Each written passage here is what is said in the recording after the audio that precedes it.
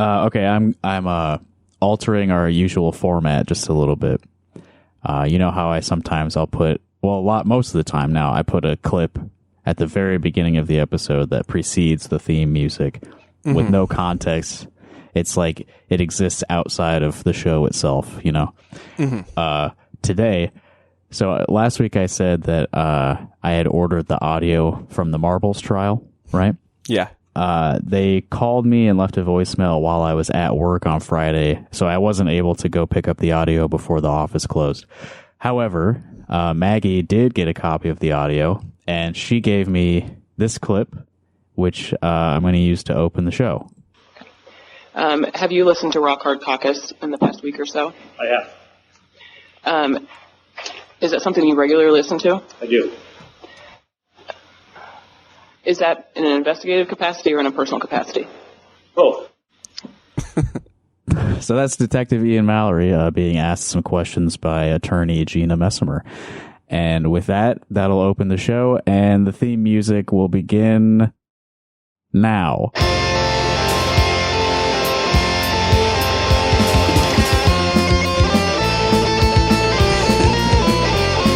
But I'll have to do that in post. Was she surprised when he said yes? It sounds like she took a second to ask her next question. Yeah, I wasn't in the room for that part, right? I had to miss that, so I can't really answer what the mood was. If anyone was expressing surprise, I believe there was probably an audible gasp among most of the room's audience there.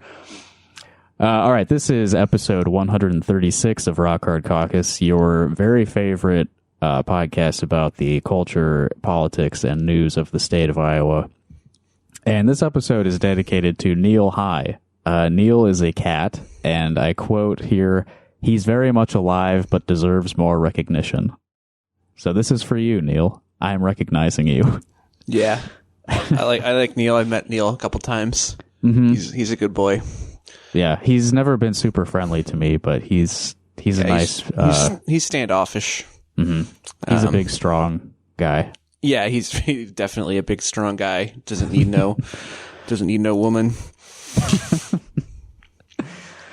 So I'm really sorry to have to do this to you again, Evan, but we're going to talk about Satan again. Yeah, I knew this was on the platter, on the agenda. So that guy who drove up here from Mississippi to destroy the Baphomet statue in the Iowa State Capitol, he has been charged with a hate crime. I don't know if we ever got to that before we got sick of talking about it, but yeah, he has been charged with a hate crime. He raised a whole bunch of money on GoFundMe, or what's it called? I don't remember the name of the website, but there's like a racist GoFundMe or something. Yeah. Just racist GoFundMe. The works. unwoke GoFundMe. Yeah. And so I've got here, this is like the latest news on this subject. Jason, it's probably Keebler, you know, like one of the elves. It's Koebler. That's probably Keebler, right? Yeah, I think so. Cobbler, maybe. Jason Keebler of 404 Media submitted a FOIA request of our state government regarding the Satanist statue and the governor's response to it. She basically called for a prayer vigil at the state capitol because she also opposed the Baphomet statue. So I'm going to read here from Jason Keebler's article a little bit, but he also included the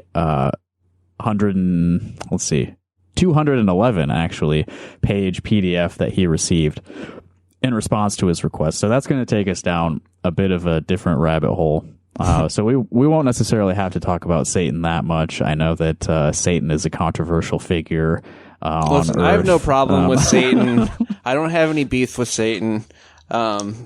Just this whole thing seems a little bit silly to me, but I guess I'm glad that people are expressing their religious freedom, and I don't think that the government should be doing anything to prevent that.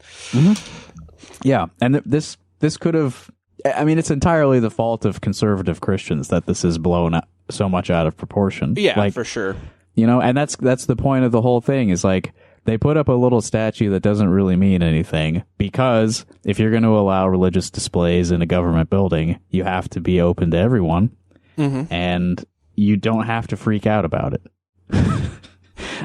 This would have just gone by. Yeah. Not a big deal if some guy hadn't driven up here in order to kickstart his own media career by committing a crime. Yeah. I also like to see that the state of Iowa is applying the laws very fairly and hitting this man with a hate crime charge for his definitely hatefully motivated act. Yeah, it is interesting. I wonder how much of that will stick. But anyway, here's some of what Jason Keebler wrote for 404 Media. Internal documents about the government's handling of a satanic holiday display in Iowa, which the public has the right to view, are stuck in administrative hell. Governor Kim Reynolds' office has cited an executive privilege that possibly doesn't exist as one of the reasons for fully redacting 27 pages about the display. Another state agency has said that it will give me documents about the display, which featured a statue of the pagan goat-headed Baphomet idol, if I pay them $810 to provide basic records. So yeah, this is go sort on of another racist GoFundMe and get $810 under false pretenses, and then get the pages. Yeah, so this is opening up a whole nother line of inquiry about the situation. Is like both the governor's office, their refusal to comply with the Freedom of Information Act, and statewide, like. I know that a friend of the show, Noah Peterson, has encountered this many times. He is very actively submitting FOIA requests all over the state, and they often will demand like absurd amounts of money to fulfill those requests. Essentially, I mean, I think that it's like kind of a violation of the spirit of the Freedom of Information Act, right? 100%. Yeah, like this is information that the public legally has the right to access and view, and you are pricing them out of being able to do that. Yeah, and it's like he's requesting it as a member of, journalism, but he's, like anyone should be able to access these. Yeah, right. It's not just for journalists. And $810 is going to be prohibitively expensive for most of us poor schmucks. And the point of making a request like that is you don't know what information is going to be within there, so you don't know that it's going to be right. You don't even know it's going to be useful or important. Worth $800. Yeah, yeah. And like they would theoretically get in trouble if they were withholding certain things from a FOIA release, but it takes like you don't know what's in there. You don't know what they're withholding. It requires a whole bunch of other administrative bullshit to ever like make it right. I really appreciate in this article that there's an animated GIF of just scrolling through a PDF document with completely blacked out pages. Yeah, very good visual aid there. Yeah. That's, as far as I can tell, that's very unusual for them to like black out an entire page. Like even in those like really absurd like FBI document releases where it's like every word is blacked out, it's not the entire page. There's still white space, Yeah. And he's got he made this request, and then he includes the response that he received on February 9th from the governor's office. On December 13th, 2023, we received your request to inspect certain records. It is our understanding you are seeking any communications, memos, emails, or letters regarding the display, as well as attachments, any photos or media of the display, any complaints about the display, any communications, memos, emails, or letters between the agency and members of the Satanic Temple, any communications that mention Satanic Temple, the application and approval process documents related to the Satanic Temple's display, and any internal guidelines or policies referenced in the decision to permit the display. So pretty wide-reaching requests. And what he got was this. He includes the PDF of everything he received in the article. There's a link to it. Like I said, it's 211 pages. Do you have that pulled up? I could also share it with you if you want to look at it, Evan. I just have the 180 repeating pages of public news articles, I think. Yeah, Jason Keebler describes it as 180 repeating pages of public news articles. Yeah, like you just said. And it opens with I'm just going to pull it up so you can look at it too. It opens with this email from Brad Sherman. This is page 1, broken image link. It's just the square with the red X in it. That's iconic. Very promising first page of a 200-page FOIA release. And I think we talked about Brad Sherman when we were initially discussing the Satan issue. He was the state legislator who like freaked out the most and was like, this is a violation of God's law, and Iowa is subject to God's law. All of our authority is from the will of the Lord. And so, yeah, he emailed Molly Severn on December 8th. Molly is, I think she's Kim Reynolds' deputy chief of staff, for context. Brad Sherman's email, in addition to the broken image link, it says, according to the opening lines of our Constitution, that's the state constitution, the foundation for laws and continued blessing and success in Iowa is based on these points. There is one supreme God. Blessings over this state come from the one supreme God. All those words are capitalized. One supreme God. We must depend upon the one supreme God if we want to enjoy continued blessings. He is denying the idea of freedom of religion for anyone who claims to worship Satan. That's not a legitimate religion, I guess. He also puts the laws of God before the Constitution of the state of Iowa, which is definitely concerning for a state legislator. He calls it a disgusting display. These people are fucking like, imagine Brad Sherman watching like a Tim Burton movie. He'd be terrified. Yeah. I wonder he must like be, I wonder what kind of evil acts Brad Sherman has done that the Satan display like makes him remember and want to purge from his mind. Yeah. I think you're onto something there. Like the statue of Baphomet reminds him that he is destined for hell someday. Like, yeah, this is a guy who's not going to see heaven, and he's trying to push that thought aside as much as possible during his earthly life. Yeah. Get behind me, Satan.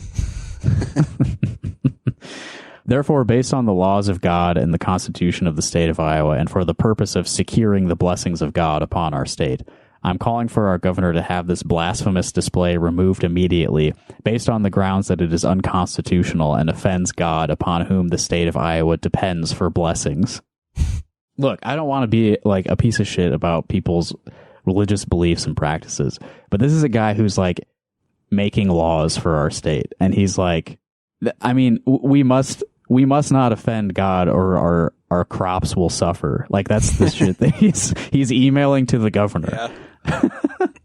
This is crazy. You can't base a government in the 21st century off of these ideas. Well, maybe you can, but yeah, it's not great. God is bestowing his ethanol upon us, and for that we must be thankful. Yeah. It's just widespread hog slaughter that pleases God, and dumping all of their waste into the communal water supplies. And then he called for legislation to make satanic displays illegal, and but the Ten Commandments make them extra super legal, which I think we already discussed before. Yes.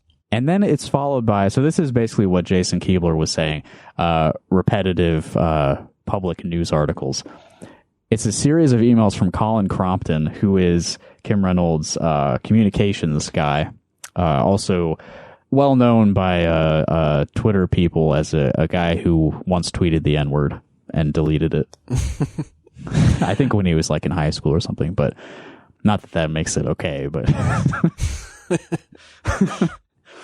and it's just like hundreds of pages of Colin Crompton copying news articles into an email and sending it to all of Reynolds' staff. This is his job. I figure that's like what the pretty fuck? big part of being a legislator, just emailing articles back and forth. None of them are like chain emails though. Like there's not like, like Bill Gates is going to send you $1 million if you forward this on to all of the top ranking members of the Iowa state government. Yeah. And it's, I didn't like Control F Satan to see like how many of these articles were actually relevant, but just like bird's eye view, almost nothing is relevant in this entire PDF. Yeah, a lot of it's just like about the presidential race, like about Nikki Haley and Ron DeSantis. Right, yeah. So there's a ton of this shit from Colin Crompton, which I'm rapidly scrolling past. And then there's when Reynolds, this was her like press release. Like many Iowans, I find the Satanic Temple's display in the Capitol absolutely objectionable. In a free society, the best response to objectionable speech is more speech. And I encourage all those of faith to join me today in praying over the Capitol and recognizing the nativity scene that will be on display, the true reason for the season.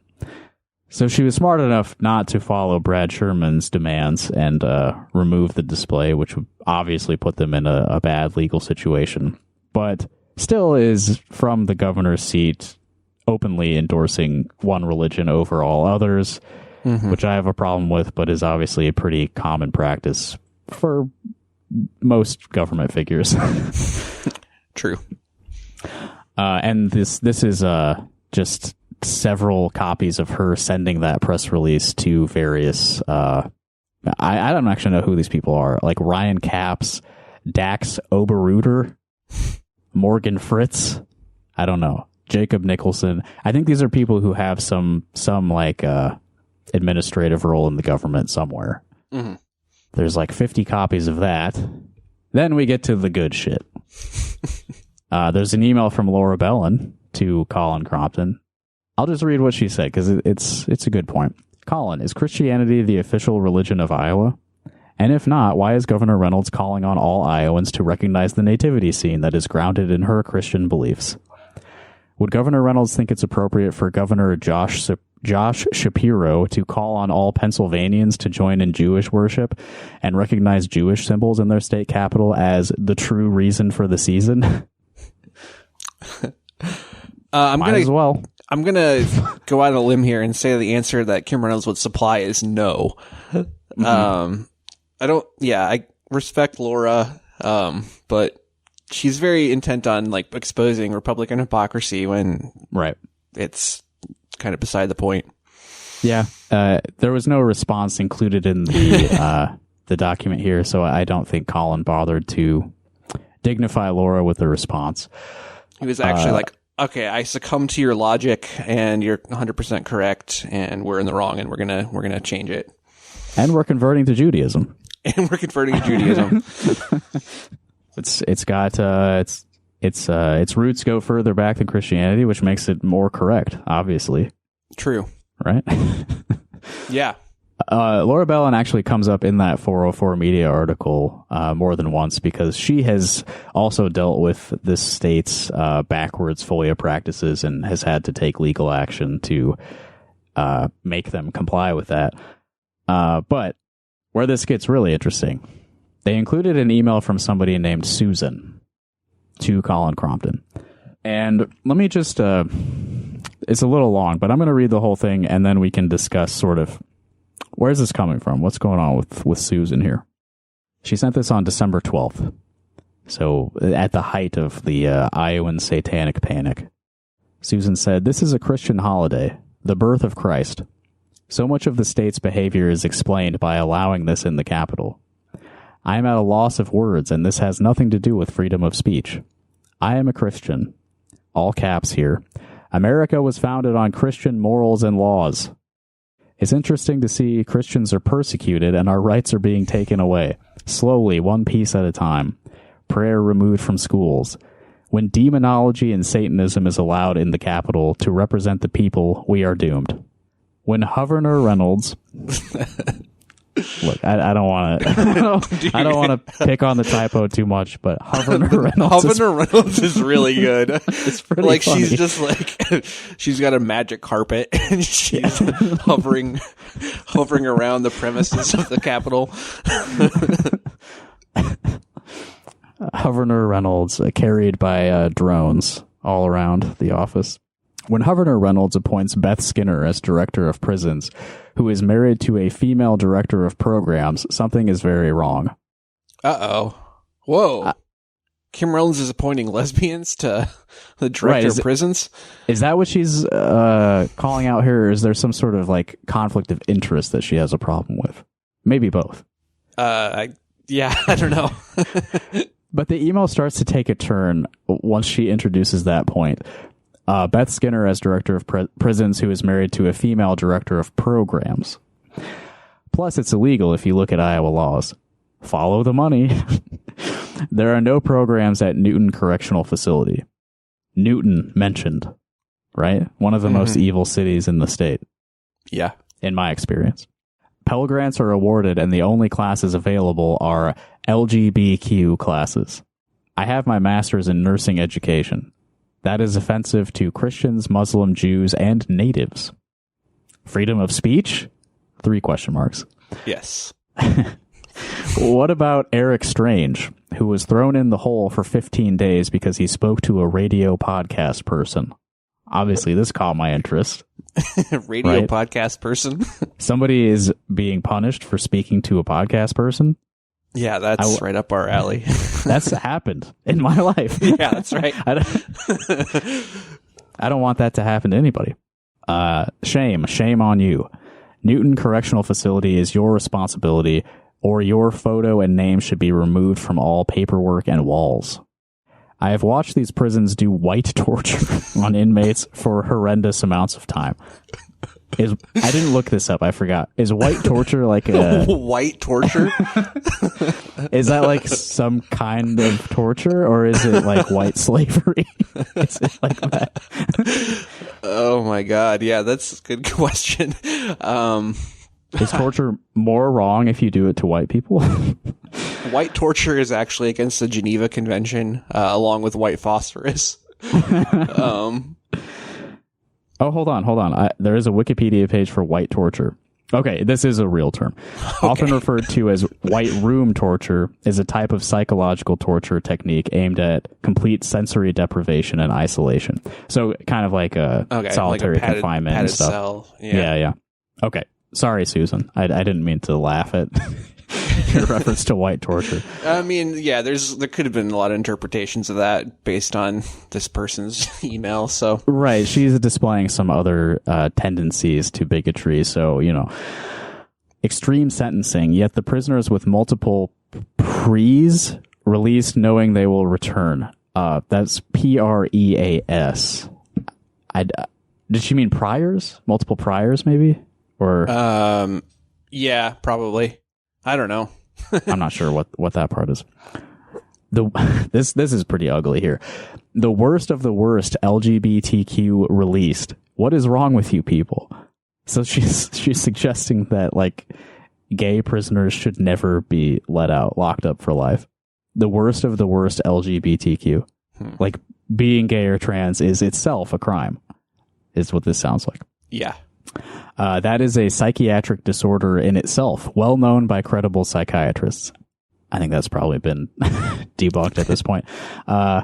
So sad and wrong on so many levels. You have one person determine families cannot see each other. Prison families sit back and watch children trafficked by the state. Letters from psychiatrists informing the DOC they have created a group of children that are known as silent victims that you continue to traumatize. Again, I ask, what is wrong with these people?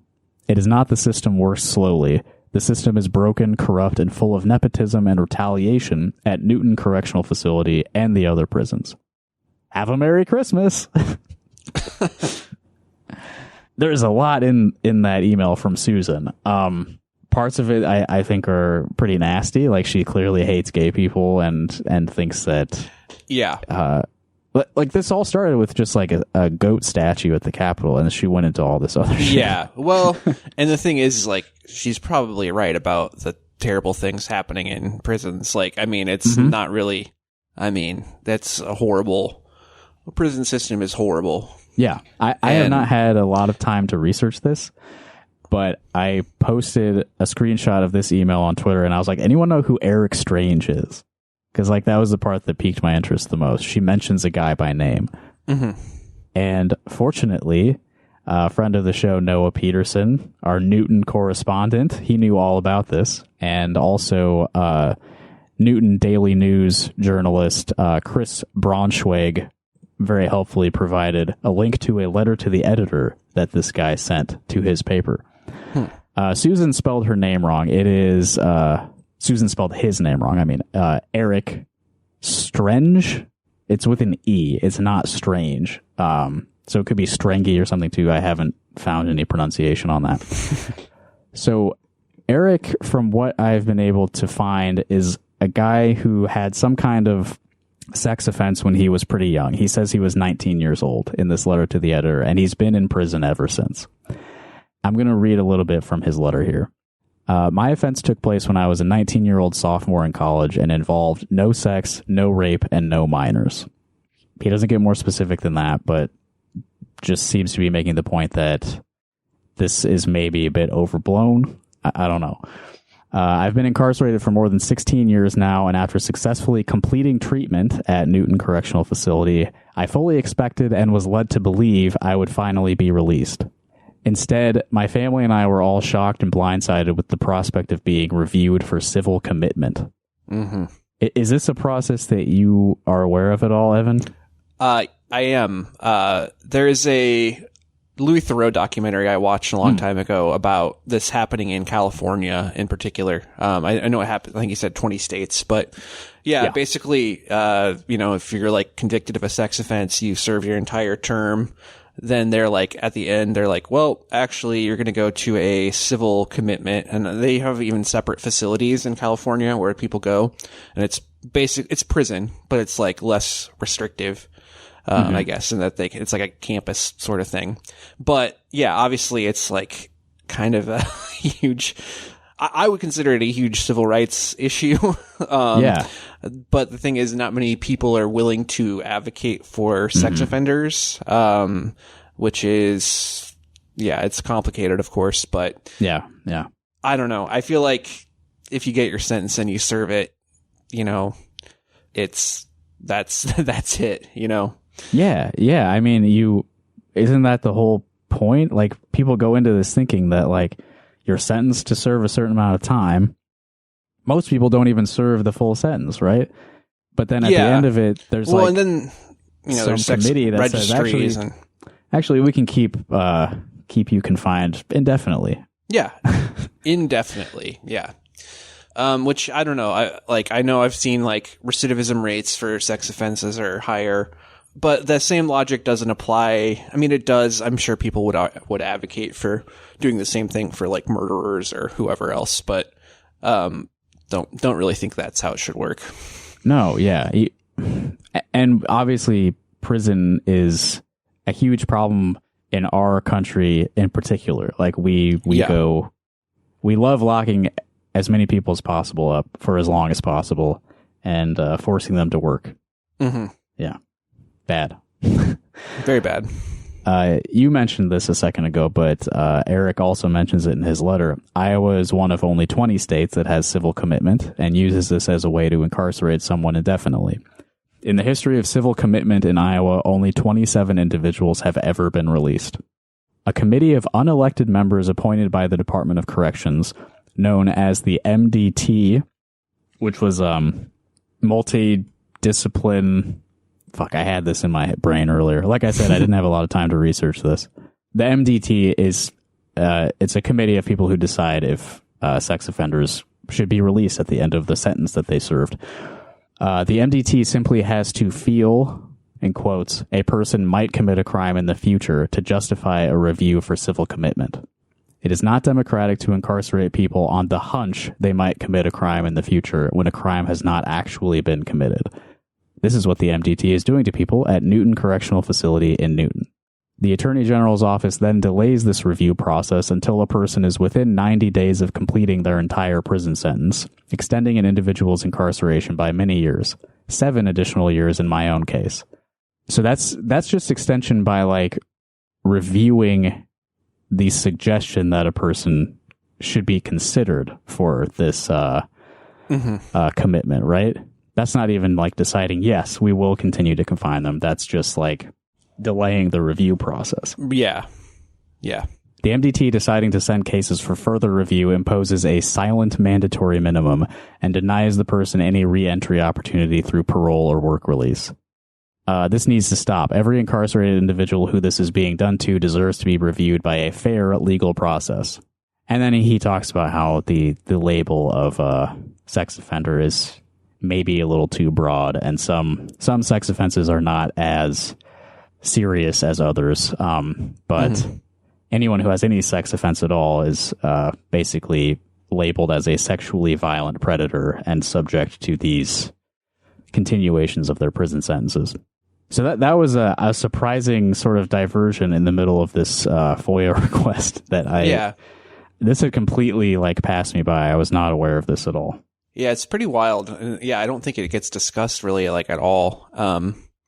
Which, yeah, you think the ACLU would be like, I mean, I'm sure they are, not that they aren't, but yeah, it's just, I don't think it has much public consciousness. People don't want to think about this. It's bad. Yeah. But it's just shocking to me that like a judge sentences you to a certain amount of time in prison, and like, unless you're committing more crimes while you're in prison, like that's supposed to be it. Mm-hmm. That is supposed to be it. It's kind of like, it's kind of the whole way the justice system works, or supposed to work. Right. Yeah. And not to be like the kind of idiot who compares real serious problems to something I saw on a TV show, but the Star Wars Disney Plus series Andor, which is probably the best Star Wars media that's ever been released. There's a whole arc. There's a 3-episode arc where the main character ends up in an Imperial prison, and a big part of that story is that the Empire like unilaterally is extending people's prison sentences without any kind of hearings or anything, and that is what leads to a prison break and a revolt by the prisoners. So something that seems like a very dystopian, over-the-top plot point for a science fiction show is basically real, which I had not realized. Yeah. I don't know about the Star Wars thing, but I will say I think that's probably a bigger, more important issue than the Satan thing at the Iowa State house. I think so as well.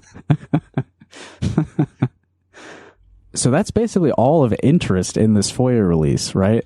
And then you get to page 185 and you get the fully blacked out pages. Absolutely nothing in there from page 185 to 211. It's all completely blacked out. This is more extreme censorship of release documents than like the CIA, you know? Yeah.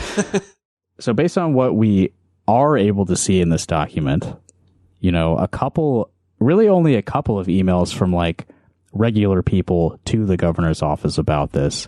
One person who's very mad about the satanic display and mad about some other more legitimate concerns. And then Laura, who's pointing out that they are endorsing one religion over all others. They didn't show us anything else. So I have to imagine that at least some of what's in that blacked out part of the document is other members of the public reaching out to them. Yeah, I don't know. It's got to be embarrassing, whatever it is, in some way or another. Yeah. I assume the actual meat and potatoes of the government's response is in there. Probably maybe some embarrassing emails back and forth between certain members of the State House or Kim Reynolds' administration, discussing about how they're going to deal with this. I don't know. Guess you got to send $810 to 404 Media. Yeah. The reasoning that they gave for redacting so much is there were records withheld and or redacted based on confidentiality and or privilege. Records withheld or redacted were based on the following confidentiality and or privileges: attorney-client privilege, attorney work product, executive privilege, and Iowa Code Section 22.7 Clause 18. I don't know how you're supposed to reference parts of the Iowa Code. Yeah. But it's 22.7 and then 18 in parentheses. So the article goes on. This is back to Jason Keebler of 404 Media. Attorney-client privilege is a common public records redaction, but executive privilege is not. And I guess that specific part of the Iowa Code that they referenced allows the government to redact some documents relating to identified persons outside of government. Mm-hmm. But again, we just read emails from Laura Bell and that lady Susan. Susan's last name was in there, but I didn't read it because I don't know who she is. That's true. But you do see lots of like FOIA documents that just have names blacked out and stuff, which is what you'd expect to see, not a whole black page. Right. If that was the reason, they could easily hide the person's like contact information or whatever, but it's all blacked out. Mm-hmm. They also got some quotes from Randy Evans, formerly of the Des Moines Register, who now works for the Iowa Freedom of Information Council. I don't know if saying he works for them is the right way to talk about it. I don't know that they make any money. I think it's like a board. Yeah.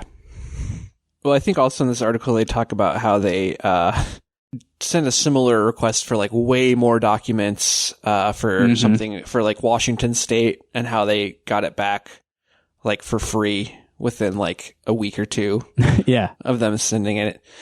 And then also apparently they only found like they found like 166 emails that were related to this Satan request, and they said it would take 17 hours and cost $45 per hour. So that's I guess they eventually found more emails to get to a total of $810, but they're saying it costs basically $45 an hour to process like 10 emails.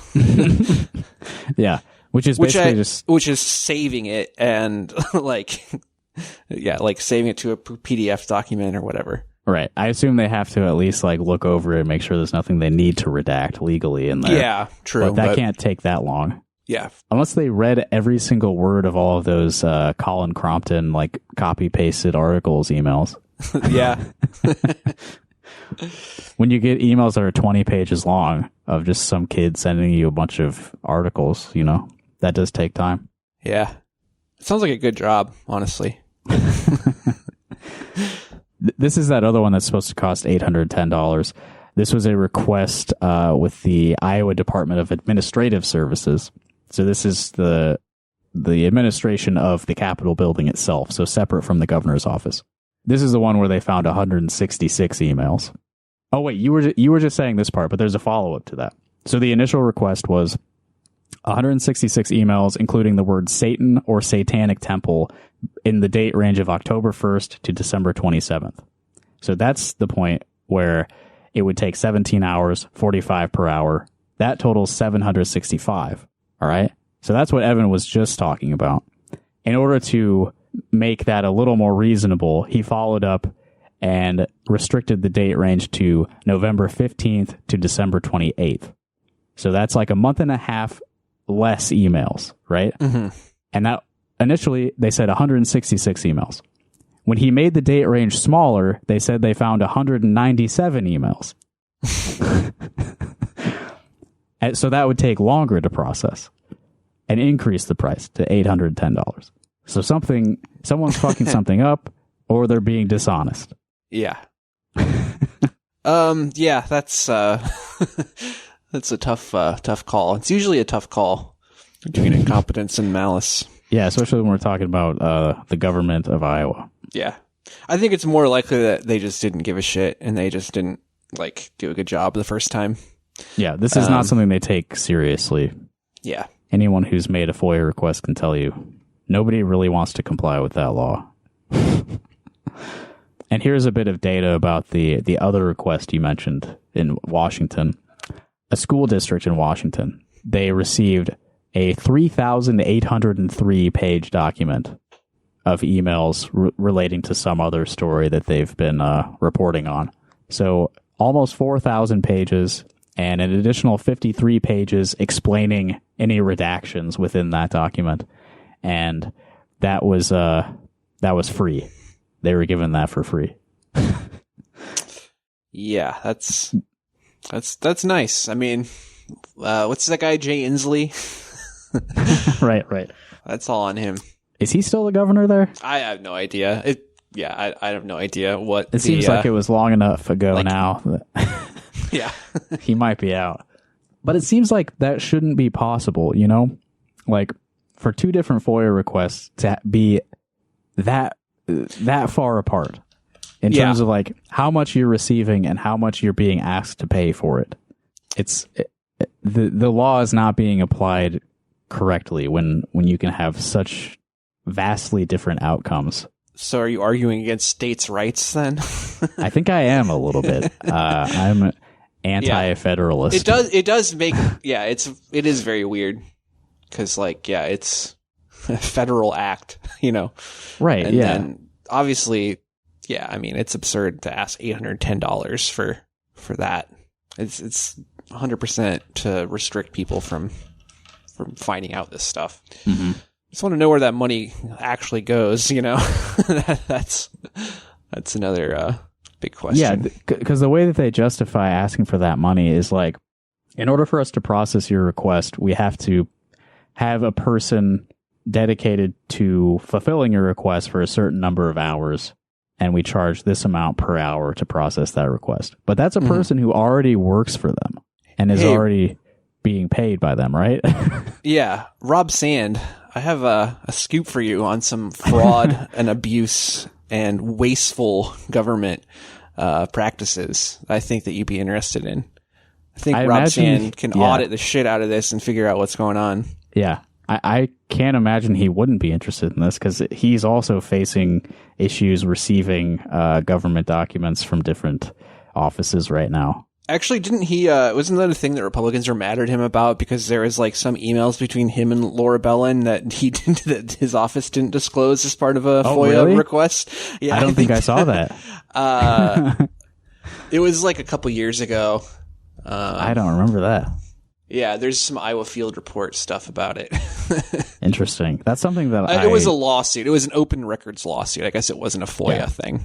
But either way, apparently. Well, that's very closely related. Yeah. But yeah, the state government's been making a great effort to withhold information from the auditor's office because he's the only Democrat in state office. So he should definitely be on board for this fight. Mm-hmm. Let's see, what else do we have time for? We probably can't get super deep on this, but this was something that I was not really following, but I was vaguely aware of, that there was an instance of voter fraud in Woodbury County in 2020. Yeah, I think, did we mention it on the show before? Or, I was aware of it a little bit. Yeah, same. I'm not sure if we ever talked about this, but Woodbury County is where Sioux City is, part of my secret origin story, Sioux City. And a county supervisor's wife was accused of doing voter fraud for him. Mm-hmm. And the reason that this came up again recently is because I came across this story from Radio Iowa, sentencing set for Woodbury County supervisor's wife on voter fraud conviction. She's going to be sentenced on April 1st. I bet she feels like such a fool now because April Fool's Day. Okay, I didn't even register. Evan was just giving me a blank look when I said that. Yeah. My jokes are really landing today. So I started reading several articles about this to try to piece together what she actually did. This is, again, from that sentencing article. Kim Phuong Taylor was found guilty on multiple charges in a scheme to illegally gather votes from the Vietnamese community for her husband, Jeremy. So Jeremy Taylor. And I will say he is still in office. He is right now a county supervisor in Woodbury County, Jeremy Taylor. Woodbury County Auditor Pat Gill was one of the witnesses for federal prosecutors. Gill says workers in his office raised a concern about absentee ballots in the 2020 primary election. There were 135 write-ins for Jeremy Taylor as auditor and 150 in that supervisor seat. And what was noticeable, why they called me down, is the handwriting was all the same. So that's like almost 300 absentee ballots with the same handwriting, writing in the same guy. So when this was first brought to his attention, the auditor, he was like, unless one of these people who turned in this absentee ballot tells me something is going on, I can't really do anything about it at this point. But then a brother and sister came forward and said they were not allowed to legally vote because someone had forged ballots cast in their names. So that's how the whole thing blew up. Kim was found guilty of 26 counts of providing false information, 23 counts of fraudulent voting, and 3 counts of fraudulent registration. She faces a maximum penalty of 5 years in prison for each count. Jeremy Taylor, her husband, was named as an unindicted co-conspirator in the case, but hasn't been charged with the crime. Taylor was urged to resign by fellow Board of Supervisors members, but has refused. So let me just do quick math here. 26 counts, 23 counts, and 3 counts. That's 52. They said that initially. 52 total counts. She's facing a maximum penalty of 5 years for each count. That's 260 years. I would be surprised if she spends life in prison for this, but what a stupid thing to risk your entire life over. Stupid. And the funny thing is he won by, you think 27 votes is going to swing anything? Like, it's bizarre. Yeah. It's ridiculous. Like, you're better off actually just knocking doors at that point. All the energy, and the thing is I don't know. I'm sure that she could have convinced them to vote for him anyway. Instead of having them take their absentee ballots from them and fill them out for them. Right. And part of it is okay, so she herself is Vietnamese, so she has an in with this community of immigrants in the Sioux City area. And by the way, part of Steve King's career in the state legislature was making it so languages other than English could not be present on voter information documents, Yeah. So his legacy lives on through incidents like this. Yeah. These people basically cannot, they're discouraged from being able to vote because nothing is presented to them in a language that they understand well. Absolutely. And that's why you have this lady to translate it for them and explain filling out the paperwork for them though. Right. Yeah. This is, if she does end up going to prison, then it can be spun as she's doing a service for them, trying to engage them and help them to be able to participate. But she's also clearly taking advantage of all of them. Oh, 100%. Yeah. the brother and sister who came forward to the auditor, which was mentioned in that article just now, she had their parents register for them at their address in Sioux City. They were at college at Iowa State at the time. So that's why they tried to vote and couldn't, is because they had been registered somewhere else without their knowledge, without their consent. Yeah, it's such a stupid scheme. Yeah, and why do you think you're going to get away with it? But there's all these details in here that confused me. Why are there write-ins for him as auditor? He wasn't running for auditor. What? He fucked up even your dumb voter fraud She must scheme? have been filling out the paperwork really fast. Just wrote his name in on every line. And you mentioned he won easily, right? I pulled up the election results from 2020 Board of Supervisors District 3 in Woodbury County. This is a heavily Republican area anyway, right? Mm-hmm. Jeremy Taylor won the general election there. 22,533 votes against Marty Pottabaum's 20,603 votes. So about 2,000 votes he won by.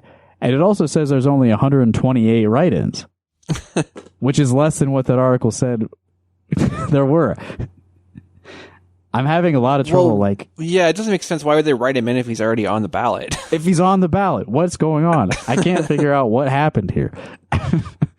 So I was going back, finding all the, following this whole thing.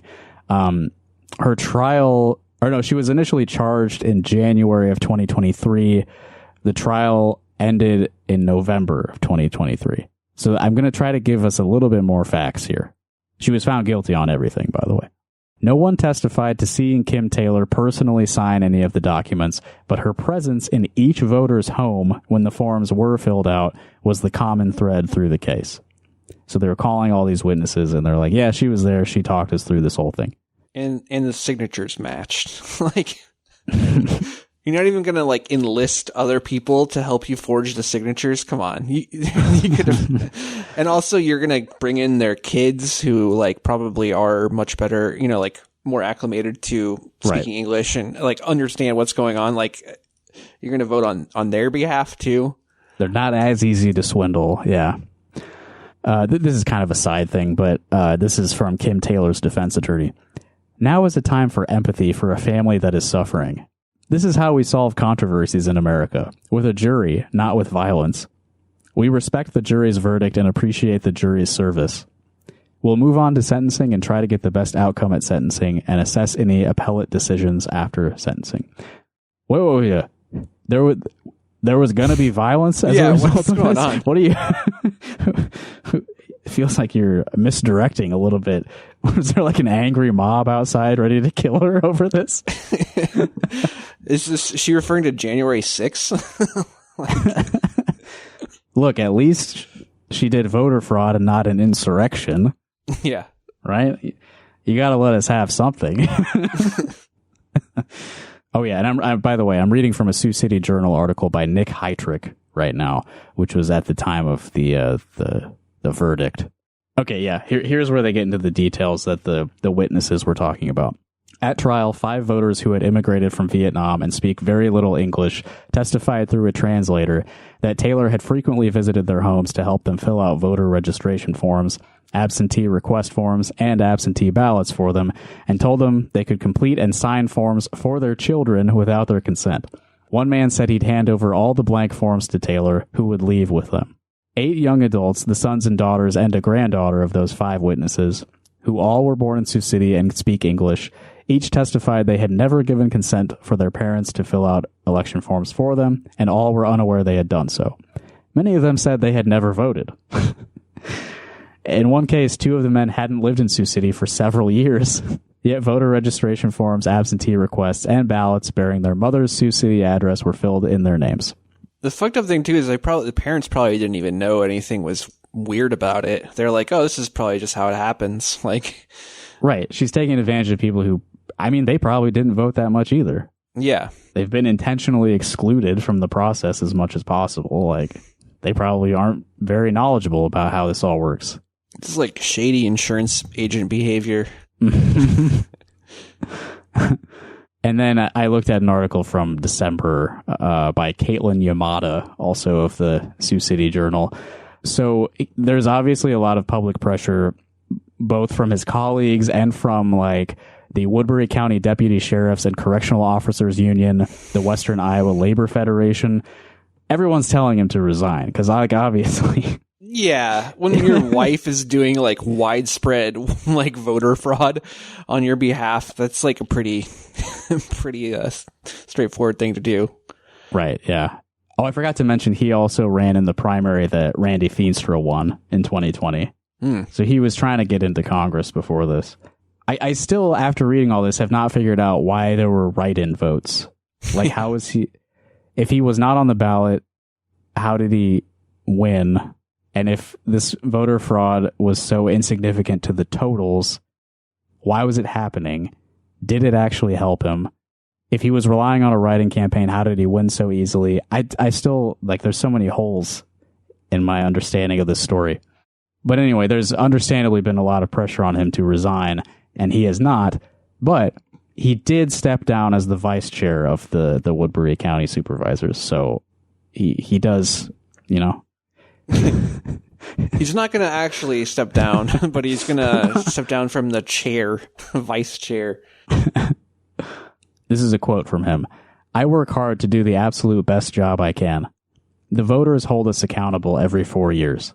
That's a really funny thing to say after your wife does voter fraud. The voters that my wife enlisted to vote on my behalf, like, they held me accountable.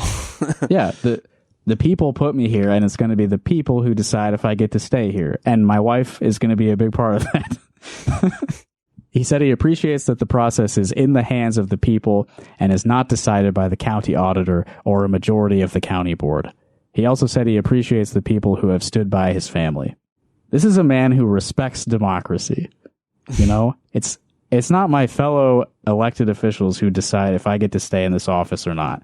It's an election, a democratic election that is fair and transparent, and that's the way things are done here in America, not with violence. Yeah, that's right. It's just so funny to like repeatedly insist that you respect the democratic process when the whole reason everyone's mad at you is because you clearly don't. Like, yeah, you're clearly trying to manipulate things illegally in your favor. Yeah, it's also another example of like, Republicans are always the ones talking about voter fraud, that they're filling out ballots for dead people or whatever. Mm-hmm. And then like in almost every case, it's like of actual voter fraud. It's like someone who is like this or like a Republican person trying to vote for Trump like twice. Right. Yeah, we talked about that. That also happened in 2020. Yeah. It's more of that hypocrisy that matters a lot. Yeah. Okay. Well, we filled an hour talking about this, but if you're listening to this and you know more about what is happening with Kim Taylor of Woodbury County and can explain to me what is going on, why were people writing him in, why is he still in office now, reach out. You can do so at our phone number, 319-849-8733, or you can talk to us on Twitter or email us or whatever. It's rockhardcaucus@gmail.com, by the way. I rarely tell the public about that email address. But speaking of our phone number, we did receive a call from someone we've heard from a few times, who I believe there's some sort of like multiversal aspect to this phone number, because we seem to be receiving calls from people who exist in other planes of existence. Yeah, that's true. Yeah, they tell us things that they're witnessing that don't seem to match what's being reported in our reality. There's some sort of like split timelines thing going on or something, some kind of Mandela effect, or a massive media conspiracy to hide the truth from us. That's also an option, of course. The least likely option, I think, is that the people calling us are telling us things that aren't true. That I will not consider. Yeah, no. People who listen to this podcast have integrity. Yeah, absolutely. Okay, so here's the call we received.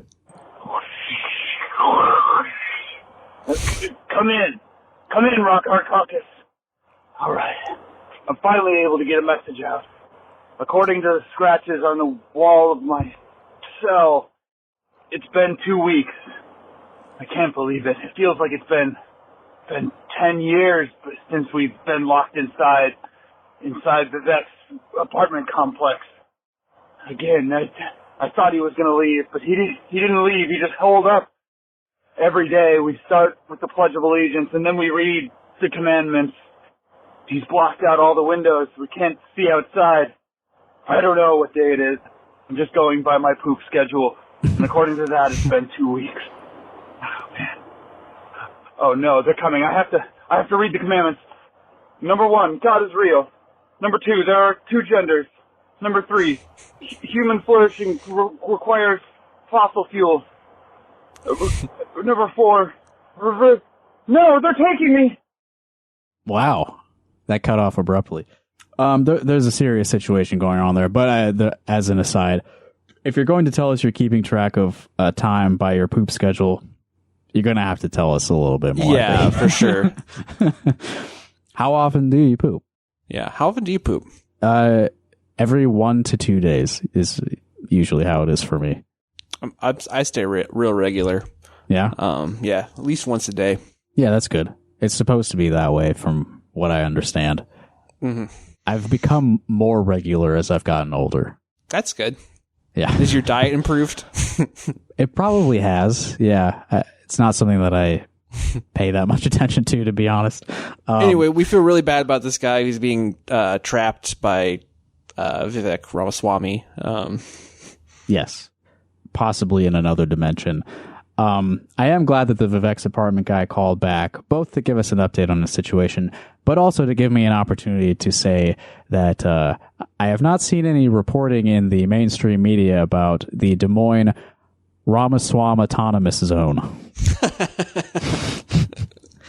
I knew there was some kind of pun I could get to with that, but it took me another call to reach that point. Ramaswamy Autonomous Zone. No, that's good. I like that.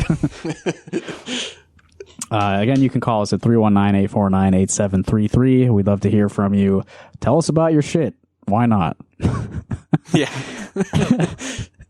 And we got a treat this week. A rare piece of mail arrived in our P.O. box. That's P.O. Box 5336 in Coralville, Iowa. 52241 is the zip code. I'm holding it up on the camera for Evan to see now. Oh, wow. Check that out.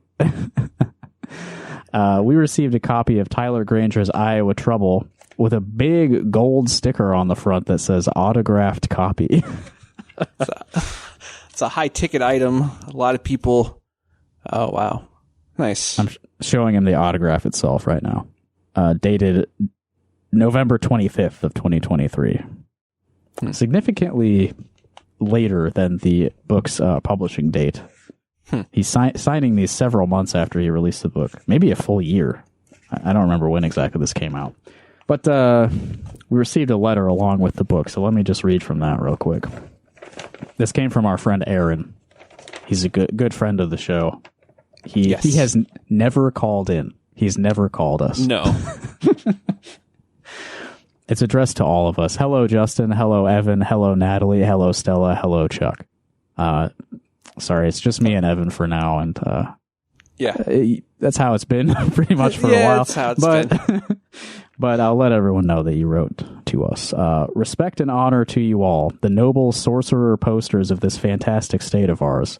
Wow. I'm proud and happy to share with you this wonderful gift that I happened to come across. But first, I must tell you the tale of how I found it. Imagine, I was visiting Valley West Mall in West Des Moines, Iowa, on the afternoon of February 2nd. I don't think I've been to Valley West. Maybe I have. You been there, Evan? Yeah.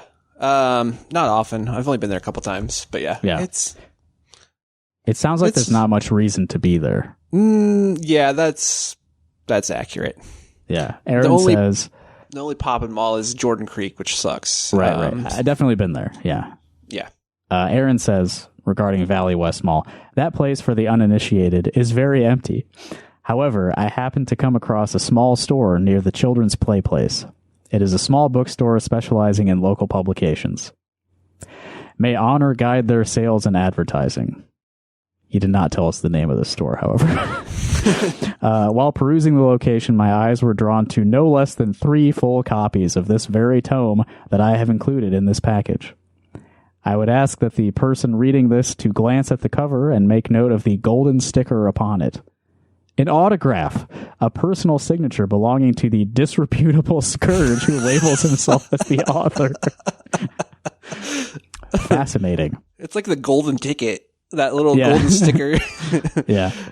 He writes worse than my child.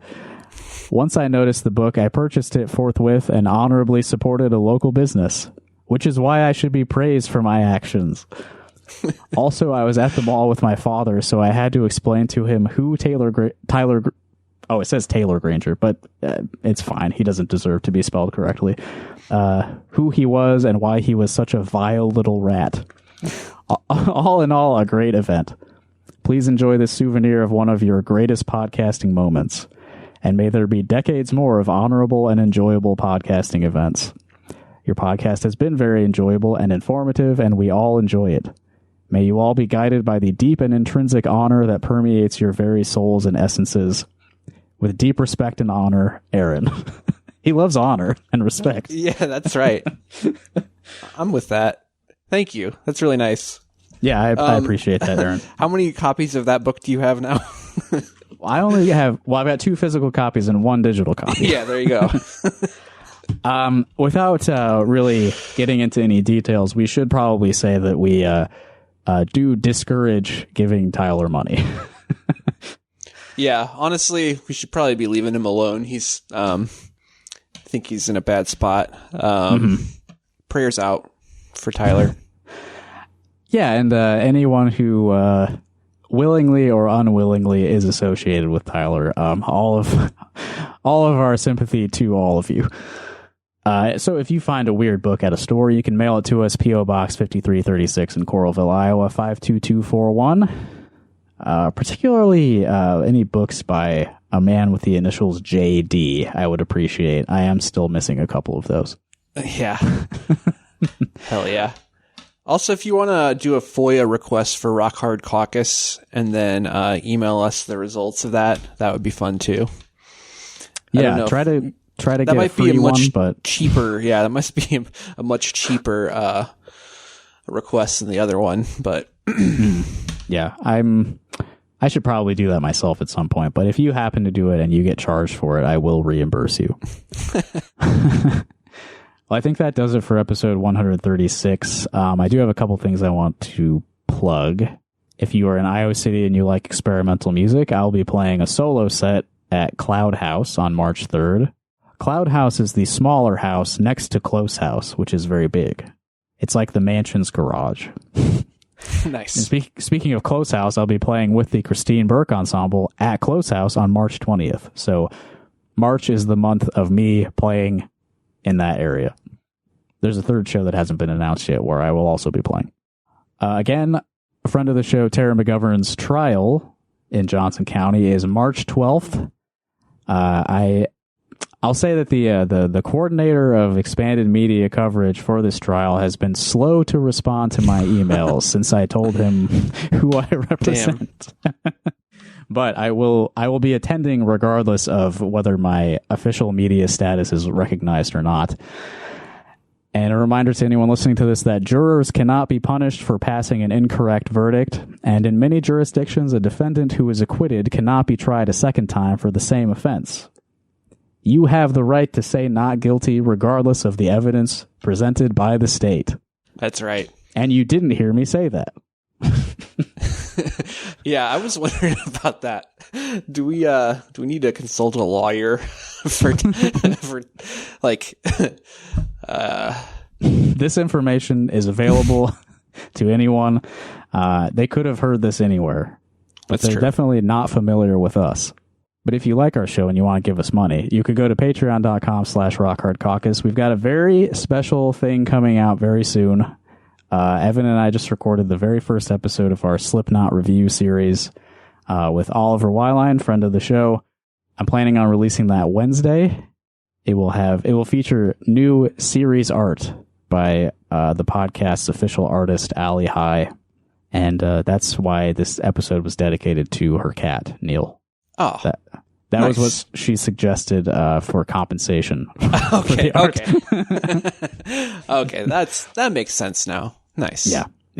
All right, listen up for that, maggots.